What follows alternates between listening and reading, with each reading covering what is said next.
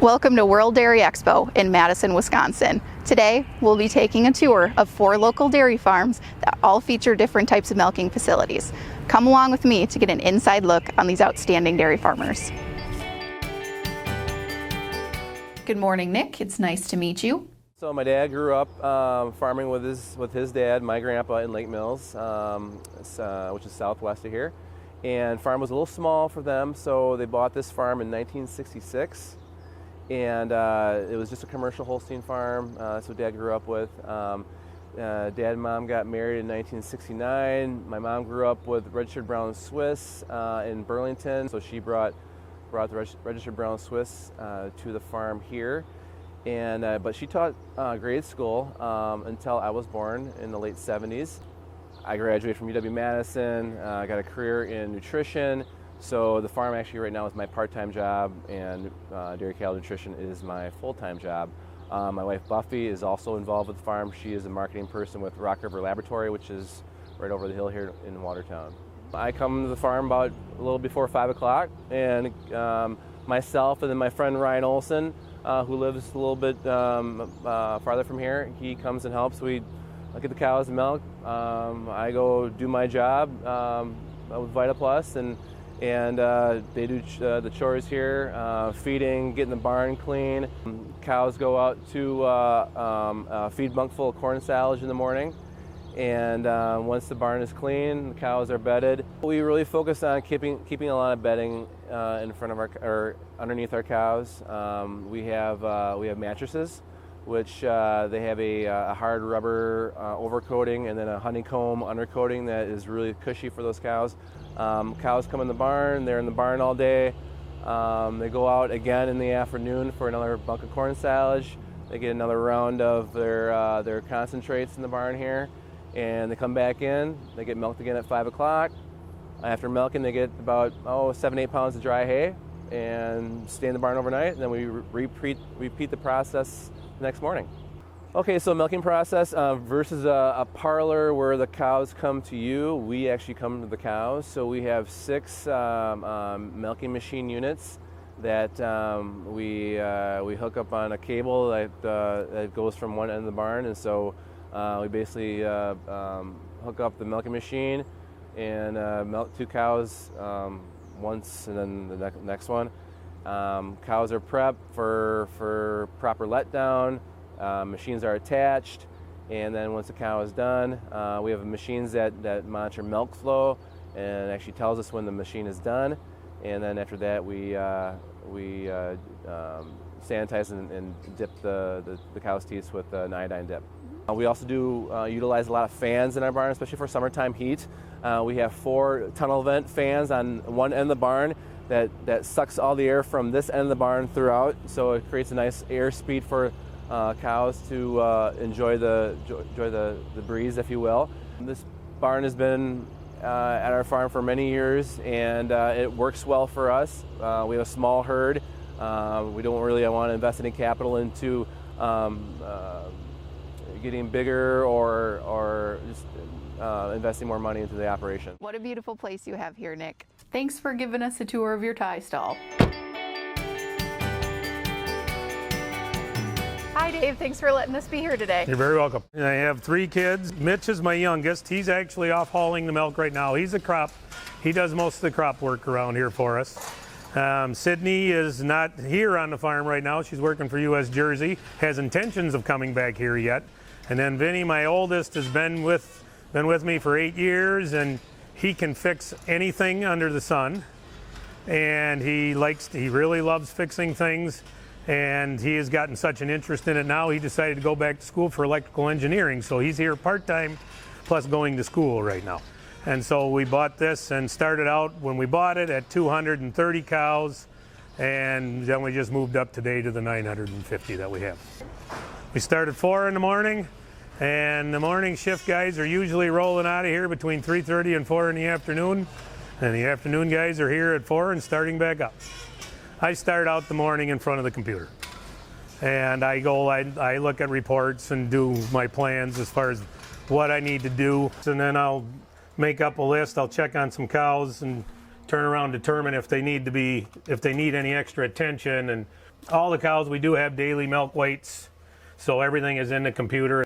There's unlimited information that's getting networked between what's happening in there and what's coming into here.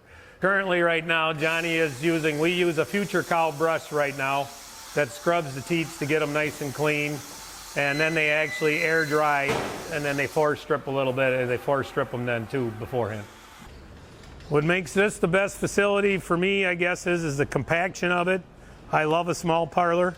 I am a 100% believe that everything that you have should be running to its maximum efficiency. And a small parlor cools milk more efficiently. And we are actually taking our milk from 100 degrees down to 55 degrees before we actually use energy other than pumping water to cool it.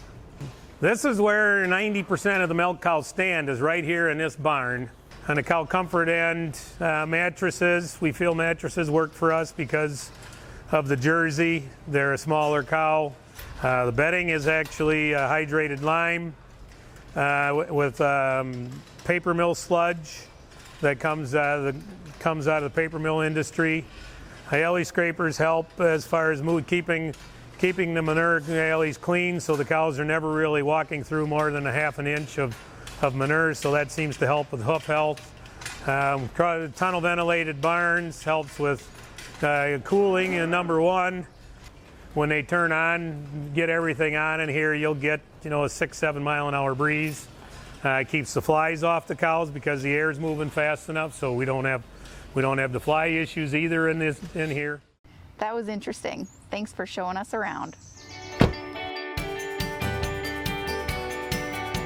for letting us be here today, problem. James. Nice to meet you. Out here at Sassy Cow, my brother Robert and myself and our families and our kids, we have the dairies that supply milk to our creamery, the Sassy Cow brand. And we have about 600 traditional cows here at the dairy we are today. We have about 250 organic cows at the dairy over by the creamery. For a rotary parlor, the cow simply has to walk onto the deck. We explain it as a merry-go-round for cows. So the cows are waiting to get on the merry-go-round, and as they step on, then another opening comes for the next cow. It takes about 12 to 15 minutes to make a revolution. And then as they're making that revolution, that's the amount of time it takes for that cow to be milked. We milk morning and night, about 4 o'clock each time. All of our guests that come out and visit us, probably a big question we get is, what's that blue plastic rectangle on the floor? It helps the cows stand to get milk, because then the milker has to, the unit has to be able to stay on and be there. And then most importantly, the robot sprayer, it needs to be able to have access to the udder.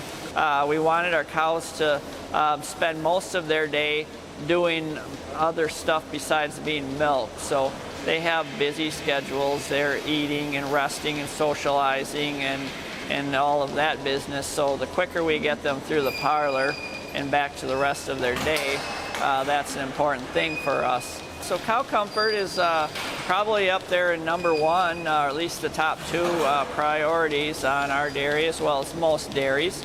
We have a lot of visitors out to Sassy Cow as school tours and farm tours and that sort of thing. So we're very interactive with our customers as well as the communities around us.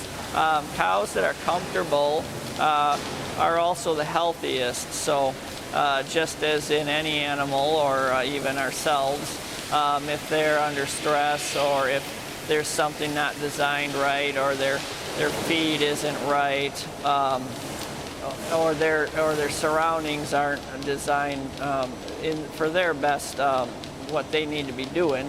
I mean, what cows do is they eat, sleep, and milk, and spend some time with their herd mates and do that sort of thing. So we having cow comfort just means that where they the places that they need to be are the easiest and most convenient for them.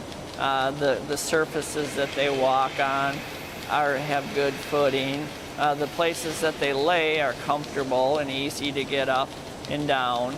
It's easy for us to get it in and out of bed, but if you're a large 1,800-pound animal, getting up and down is a little more difficult. So those things are really key. Those look like some really comfy cows.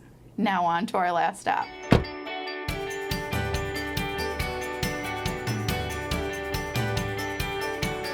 Hi Julie, thanks for letting us be here today. Cassie, so glad to have you. My husband Ed Bacon and my daughter Jolie milk 120 cows on this farm in Columbus, Wisconsin. We have about 90 Holsteins and 40 Guernseys. And we knew that we both really like cows a lot. And we wanted to be able to milk cows and enjoy the cows. So that's why we really put in the robot, because it gives us more time to actually spend managing the cows versus milking the cows. This is a freestall barn, and we have 3 different rows that the cows can lay in. And there's also a feed alley where they can go up to eat. And the nice thing about robots is the cows really control their own schedule. They can do whatever they want. If they want to go up to get milk, they can choose to go get milked, and they can get water. We bed our cows with sand, which is very comfortable. It's kind of like you think about how nice it is to be out on the beach. So we always say our cows get to lay on the beach all day. And we also have a cow brush at the end of the barn where they can go and get their back scratched if they want to. So we really built this facility because it kept the cow in mind and how comfortable she could be. It's kind of like you with your tennis shoes. The more comfortable your shoes are, the faster you're going to be running. And that's the same with the cow. She's really an athlete, and the better care she takes and better nutrition she has, the more milk she'll give. So usually we get here around 6 or 6:30 in the morning, and we come in and we look and make sure that there's not any problems, make sure all the cows are doing well, and if there's any cow that hasn't been milked in the last 12 hours, we'll go find her and make sure that she goes to the robot to get milked. During the daytime, we're usually not around very much. If there's a problem, the robot will call us and let us know that we should come out and check something. So this cow is number 317, and she just entered the robot, and she's wearing a collar on her neck, which identifies her. And right now, the robot is cleaning off the teats. It brushes them and sanitizes it. And right now, it is massaging the teat with the brushes so the cows can release the milk. And now it is going to attach. And it's using a laser to find where each teat is positioned. And then it will attach. And as soon as milk is starting to flow, the brushes will clean off again and disinfect. So now the robot can sense the milk flowing through. Right now, there's milk coming out of all 4 quarters, and it's going through these tubes, and then it will go into the weigh jar where it's collecting the milk. And the screen will tell us how much milk is actually being produced. Right now, this cow already has 16 pounds of milk, and you can see it coming into the jar in all 4 quarters. And each quarter is individually milked, so when 1 quarter is done, it'll take it off. And this screen here will show how fast she's expected to milk. This particular cow, number 317, is expected to milk for 6 minutes and 20 seconds. And then it also, when the cow is going in, she's getting a pellet. And the robot keeps track of how much milk each cow gives, and it gives a corresponding amount of pellet. So if a cow gives more milk, then she's going to get more pellets because she needs that extra energy to produce more milk. So the robot gives us a lot more information on each cow. It collects 140 different data points every time a cow goes through and gets milked. And the robot actually records how much milk they give, and if the cow gives a lot of milk, she's able to come up more often. But if she doesn't have much milk in her udder, it'll actually just let her walk and pass right through. Wow, that was a lot of technology. Thanks, Julie.